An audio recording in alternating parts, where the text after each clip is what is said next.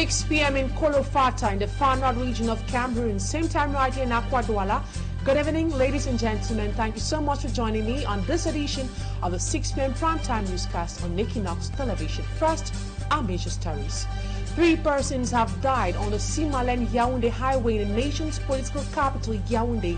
The vehicle that had on board 3 persons, including the mayor of Mfu and 2 of his relatives, violently hit a poorly parked heavy-duty truck.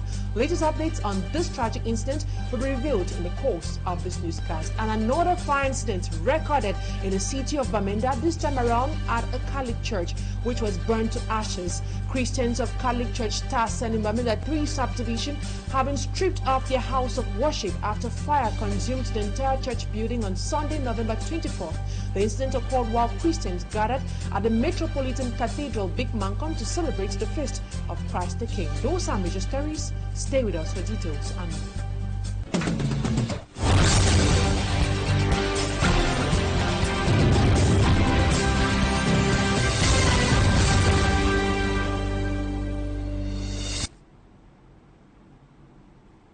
If you're just joining us, then know you are watching the 6 p.m. primetime newscast on Equinoxe television. And for presentation, I am Immaculate Fogwe.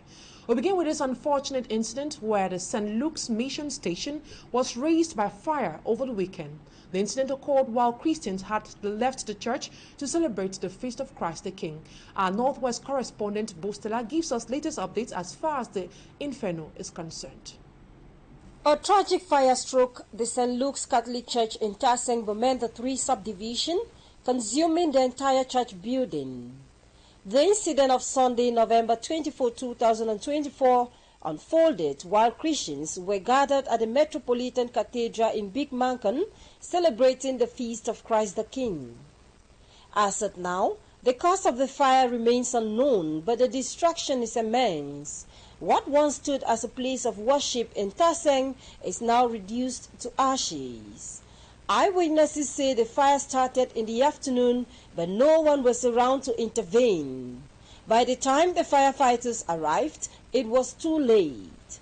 For now, the faithful of Taseng will have to find an alternative space for worship. Meanwhile, fingers are crossed, waiting for investigations to shed light on how fire entered the church house. Northwest correspondent Bostela reporting there. Now to take you to the far north region where Boko Haram incursions continue to cause havoc in this part of the country. This time around we're focusing on Kolofata and Limani, where civil persons have been kidnapped and women sexually assaulted. Ase Lucilengo presents to us the situation of the people of Kolofata and Limani in her report. The inhabitants of Kolofata and Limani in the far north region continue to suffer the effects of Boko Haram attacks.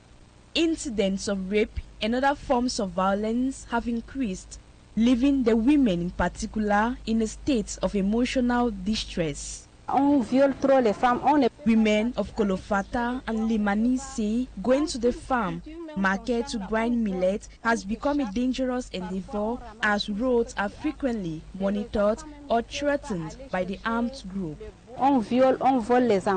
Aside this, many have lost their farming on millet equipment to Boko Haram fighters who have continued to sow havoc.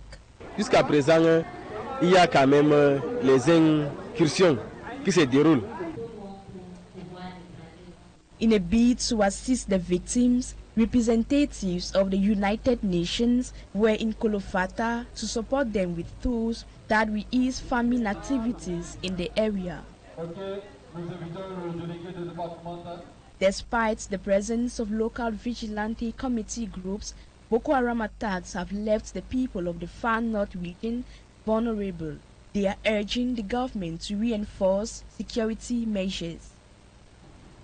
Away from insecurity, Cameroonians from all walks of life are left with just 6 days to declare their personal income tax in conformity with Law No. of 2020 aligned by the President of the Republic, Paul Biya. The personal income tax return shall be declared and filed by the 15th day of the month from the payment of salaries. Fomi Armstrong Sanda comes back to how this new system will work. Set for June 30th, 2024 and first extended to September the 1st, 2024. The deadline is now fixed for December 1st, 2024. The non-professional taxpayers' annual personal income tax, also known as PIT, involves income on sources such as salaries, pensions, annuities, dividends, and rental income. Personal income tax is expected to be declared by the 15th day of the month following the payments of wages and salaries. A regularization is declared by the 15th March following the fiscal year's end when filing the annual tax return. You just need to click on Déclaration des particuliers, okay? And then when you click on this, it's going to take you to this form, and then you see Déclaration annuelle de revenus des particuliers. So you just need to click on Open, and then it's going to come here. Now, if you can see here, you see Submit. That's you can submit up to 12 times. So if you make an error, don't freak out. If you make an error the first time, you have up to 12 trials to actually do the corrections and resubmit and resubmit and resubmit. This requirement, introduced by the 2021 Finance Law signed by President Paul Biya on December 15, 2020, aims to broaden the tax base and ensure greater transparency in income reporting in Cameroon. Now to something else. Advocates of change in Cameroon have been told to rethink their strategies because the current electoral process in the country is fashioned in the favor of the ruling party, which is the CPDM party of this country. They went ahead to call on Cameroonians to be conscious of the fact that the sociological composition of actors in some institutions of the process does not assure the fairness and credibility Cameroonians have been yearning for several years now. This call was echoed by civil and political actors in Douala during the annual conference of the CRM party. We have details once more with Fomi Armstrong Sander. The sociological composition of the Constitutional Council, viewed as subjective by opposition political parties in Cameroon, continue to preoccupy political and civil society actors as days narrow into the presidential election built for 2025. Judging from the composition of the Constitutional Council, 11 members of the Constitutional Council, 9 of them, have been in the past militants of the CPDM. So, being militants of the CPDM, to which they did not effect their resignation, they didn't table their resignation publicly, it is crystal clear that they still hold affiliations with the CPDM. They therefore fear that transparency, credibility, and fairness will not be guaranteed in future elections organized in Cameroon if nothing is done to change the state of affairs. So we are calling on the international community to put an eye in Cameroon, because we are very, very sure that the 2025 elections will not be free and fair. These worries were raised and discussed during the annual General Assembly of the Vuri Subdivisional Federation of the Cameroon Renaissance Movement CRM political party in Bonaberry.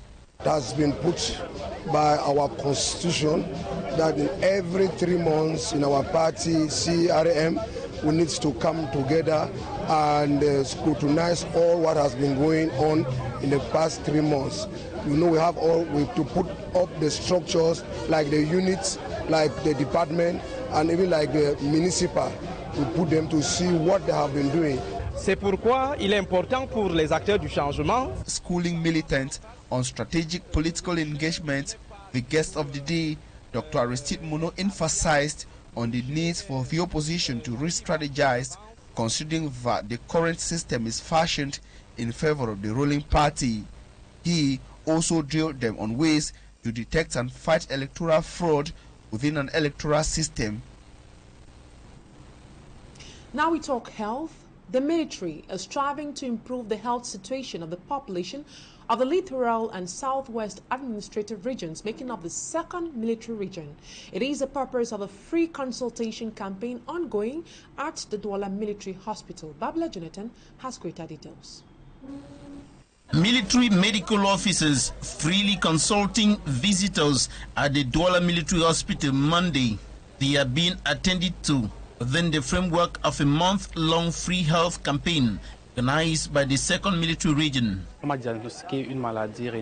He was diagnosed with a kidney disease in 2019, and a surgery which he couldn't afford was prescribed. So he's here to have information about his condition. Like him, many are here with different health issues. I happened to have my in-law with sick, and as I was coming, I was told that there's a campaign here. So I decided to stop by to have the consultation here. We are at the stage where we have to listen to the specialists now. We want to reach 3,000 people at the end of this campaign. And all the specialties are concerned. All the specialties are concerned for this campaign.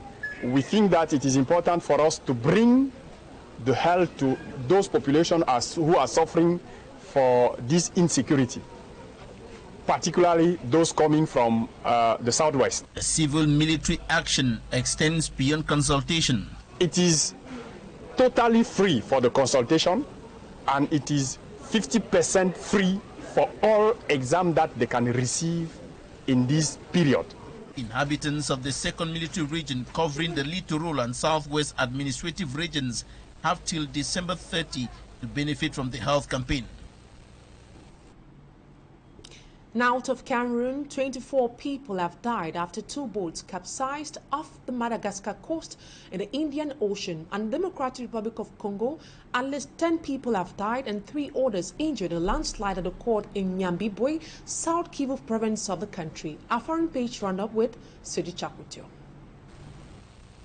At least 10 people died and 3 injured in the landslide that occurred in Nyambibwe in the province of South Kivu, Democratic Republic of Congo. The landslide occurred in the village of Kubi and Kanedjen on the night of Friday to Saturday during heavy rains.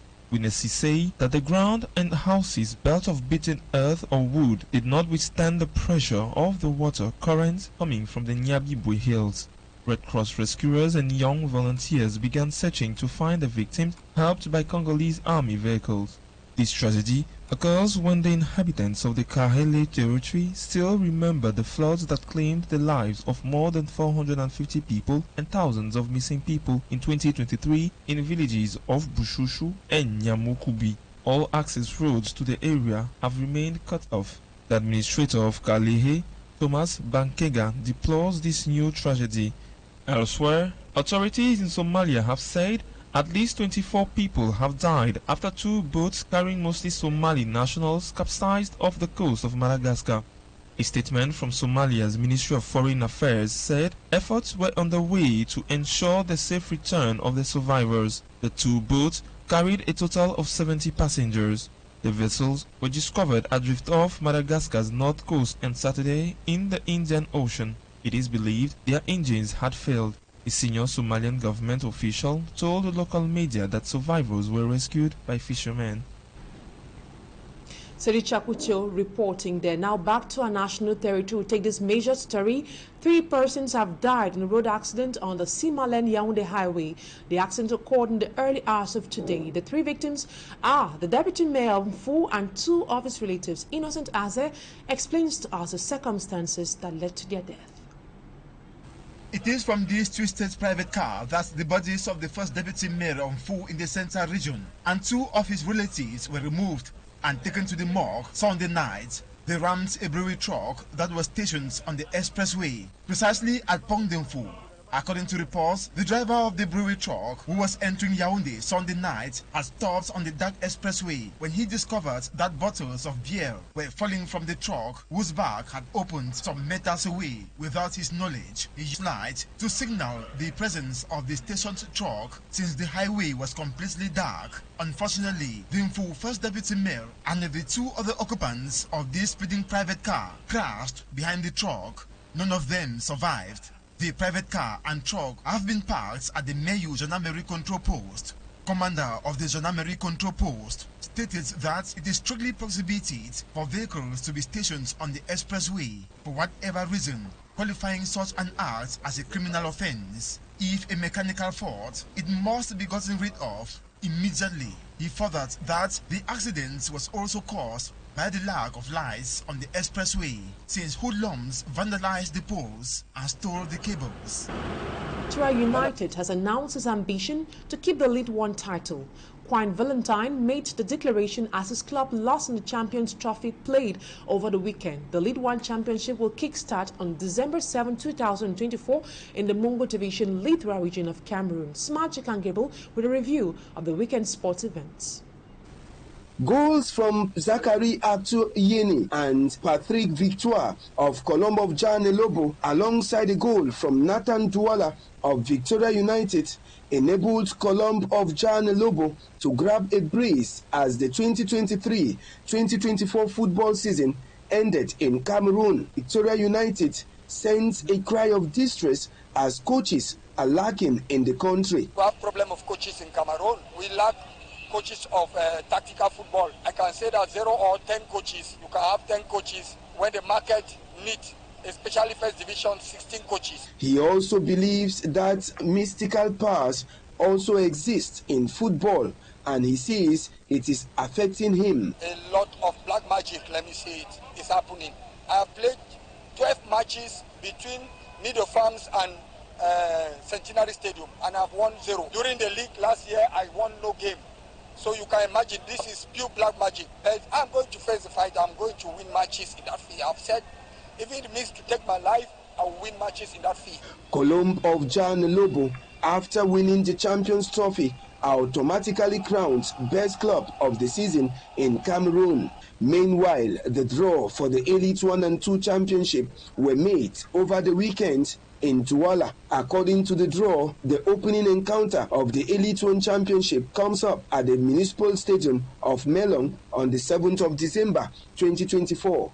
Stade Renard will host Aigle Royal in a Littoral Regional Derby. The remaining Day 1 matches will be played on December 8, 2024. For the Elite 2 Championship, it will be played in 2 pools, made up of 9 clubs in Pool A and 8 in Pool B. Elsewhere, Cameroon's men's military team missed out on the football final at the military games in Abuja. The military Lions lost to their counterparts from Algeria, no goal to 1. In the Afro-Basket tournament, Cameroon recorded their first defeat in the hands of Senegal, 83 to 87 points. Before the defeat in the hands of the Senegalese side, Cameroon had recorded 2 straight victories against Rwanda and Gabon.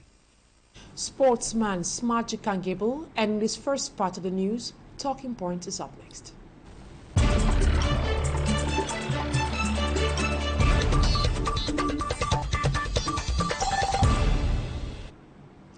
On the line in Bamenda is Gaby AMBO. He is a civil society actor. Good evening. It's a pleasure having you on Talking Point tonight. Fire incidents have become very rampant in the northwest region. Markets, private homes, churches, as we saw in the report done by Boostel, and many others have become targets. What could be the brain behind all these fire incidents recorded in this region? Thank you, Emma, for this opportunity. I wish to extend regards to the listeners of Equinoxe television within and without Cameroon, and to bring the concerns from Norway. As per your questions, that you're curious to know exactly what is the brain behind the sudden incidents, attacks and fires that are occurring within target communities in Norway, most especially markets, private homes and churches in that order. We will not actually deny the fact that this is going on. It's alarming, it's troubling and disturbing, but we are not strangers as well to the realities on ground that inasmuch as there has been a resistance on ground by the Amazonian fighters claiming the Federal Republic of Amazonia actually needs to have its grounds, have its feet on ground, and to say that many things have to be done to turn all of this around, and that they are standing for the people, and that's why they call it the people's struggle. These are fallouts of such actions with the resistance from the military, the Cameroon military, on ground to see that they deny that right or the claim by the Amazonian fighters for independence.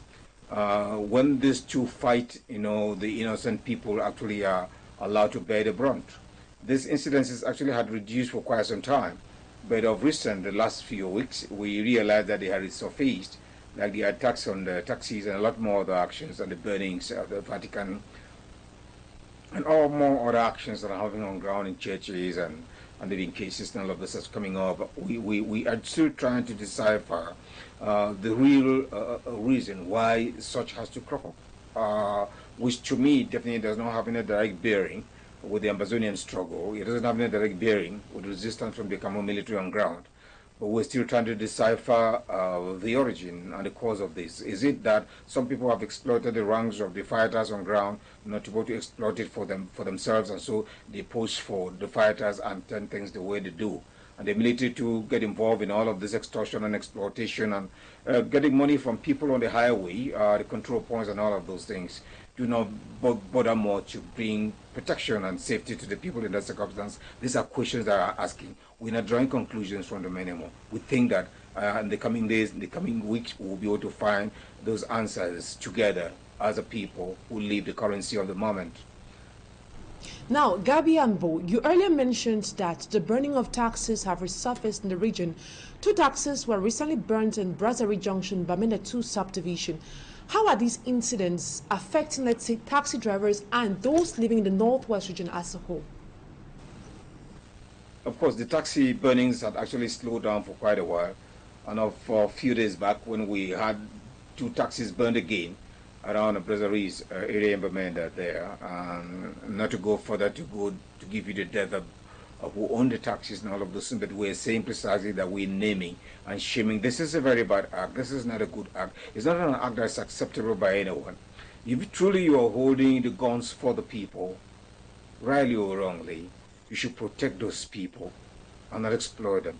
It begins to draw a line. If truly who is carrying the gun is the one that is perpetrating all of this act, it brings another question, because we are now not too clear who's actually throttling these particular guns to do these awkward things on ground.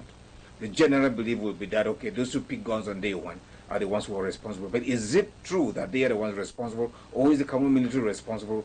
We are begging the answers, and we'll be able to find that out in the coming days, and so we can get a proper response to you. But in the human rights domain, we're saying that this is unbelievable, this is unacceptable, this is gross violations of the rights of the people, and they deserve to live freely, and they're being protected. If truly there is an ongoing scuffle between the Cameroon military and the non-state armed groups or the Amazonian fighters on ground, that should have no bearing on the people. That should not in any way harm the people that all of them claim to be fighting to protect and defend in a circumstance. Yeah, that's it at a level there, Emma. And then now, what's the state of mind of taxi drivers in these regions? Are they willing to change the colors of their taxis, given that most of their taxis are being burned? Every taxi driver seeing taxis being burnt and attacked, of course, has to rethink his actions on ground, like they are happening here.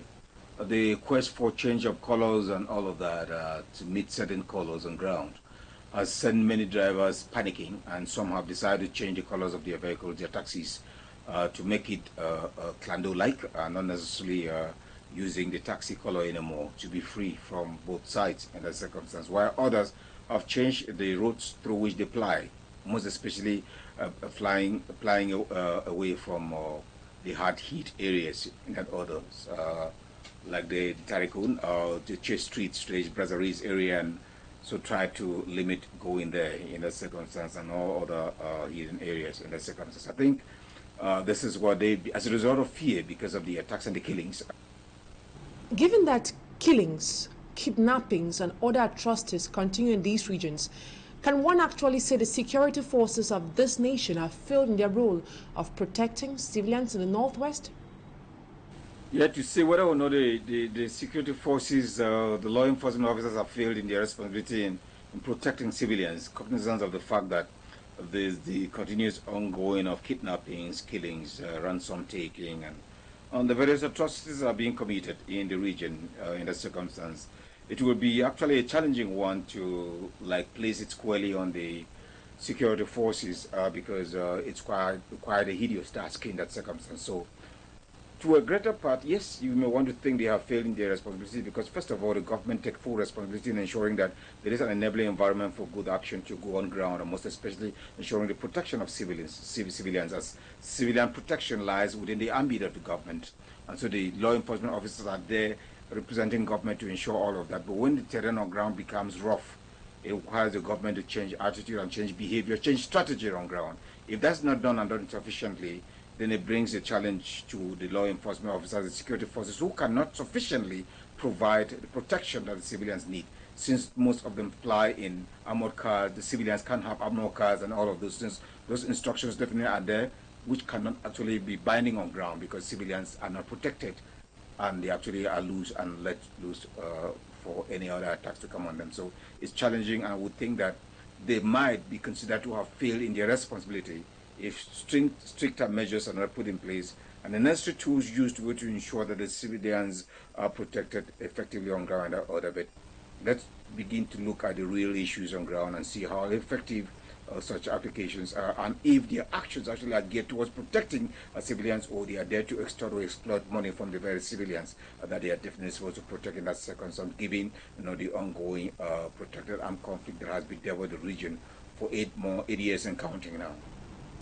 The governor of the Southwest region, Benal Kalabilai, has on several occasions called on civilians to terrorize terrorists by denouncing them from a civil society point of view.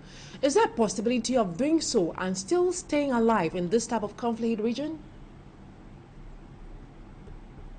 Here the governor of Southwest, Bernardo Kalabilai, state the positions or wish ones of the civil society to act in a particular way, to terrorize the terrorists and then undo the others. I think denouncing them in that circumstances. There are certain positions that we definitely need not go down to talk about. When it has to do with about security and protection, that lies squarely within the ambit of the state and not the civil society. The civil society has a specific mission. They have a mandate, and their mandate definitely does not warrant them to engage in actions of security or protection. What they have to do is to ensure that they enable a flow of information between the people and the government in that circumstance, so that the concerns of the people are raised to a point where government will take note of it and bring responses as expected in that circumstance, and not do any other thing more than that, because their mandate sticks to raising the voice of the people for government to bring responses that will definitely help the people not to evolve in that circumstance. So it definitely will be out of place for civil society organizations, as requested by the governor of Southwest, to terrorize. The word itself is unbelievable, it's unacceptable within the human rights context, and then name and shame the non-state armed groups or the Amazonian fighters on ground, as the case may be, who get into the actions that are interpreted to mean something else in that circumstance. So I think it is not the responsibility of the civil society organizations to get involved in that. But that said, we think the civil society as well have a role to be able to talk to the community, talk to the people in the community, to both to leverage them on this sense on what is important to do at moments of this nature, and developing resilience on ground, not to both to adapt to the realities and do the things they need to do without necessarily falling prey to the belligerent parties in one way or the other. Now, let's take this last question. Any recommendations as far as ending this crisis is concerned, the over 8-year-old armed conflict?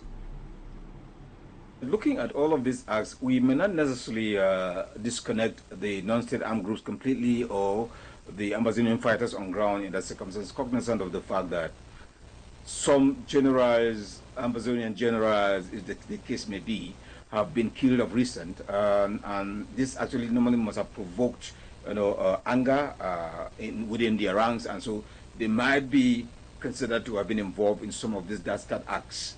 That is something that is begging answers. We can't actually state that clearly because we need the facts to adjust to that. We have facts that they were killed, some of them were killed, but we are not able to tie that with the actions that are going on ground. Until we're there, we cannot say anymore in that circumstance. But we think we will ask the government to do what is necessary to ensure that it will bring a lasting solution to this ongoing protracted armed conflict that has bedeviled the Northwest and Southwest for quite 8 years and counting. And that, to be very clear and sure about this, it's important for the government to engage a negotiation, engage a dialogue, an inclusive dialogue, which to me particularly, a negotiated settlement is the best. Wherever it holds, it may depend on the discussions they have with the parties concerned, the government party, and then those throttling the guns on ground, Amazonian fighters, and then the leaders, who can sit and talk together. Where they're sitting in Cameroon, they're sitting in Bamenda or beyond Cameroon, it will not be of concern, but that they get talking And given that their positions have been strained for too long, it will be hard for the both of them just to sit down to talk. We think that, you know, a neutral body, a stronger body that has a greater influence over the two of them can go to broker this and facilitate this conversation between them, whatever that holds, such that we can put to get out of this. And maybe begin with releasing the prisoners who definitely are not supposed to be there as a result of this on ground, and make them to go to understand that, you know, their identity should not be a problem, but that, you know, there are issues that will need to be taken into consideration for the people to vote to get what rightly belongs to them. Gaby AMBO, civil society actor based in Bamenda, which is the chief town of the Northwest region. That's it for this edition of the 6 p.m. primetime newscast on Equinoxe Television. Thank you, ladies and gentlemen, for your keen attention. Coming up next in some few minutes is Equinoxe with Serge Alain Otu and his guest. See you tomorrow, same time, God willing. Bye-bye for now.